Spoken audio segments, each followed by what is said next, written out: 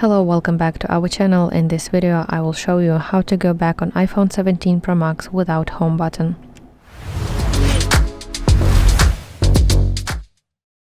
So yes, indeed, your iPhone 17 Pro Max does not have a home button, but you can still easily do that.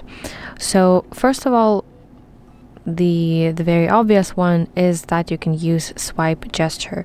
So to go back in most applications, you just have to swipe the left edge of your screen toward the center. So let me open, for example, my clock, and if I want to go back, I just have to do this move and I will go back. This works in most of the applications, so you can confidently use that. Once again, I will show you how to do that. And the other option is that you can use AssistiveTouch. So if you prefer more virtual option, you have to go to settings and now access accessibility, then go to touch section, and at the very top of your screen you will see AssistiveTouch option, so you want to enable it.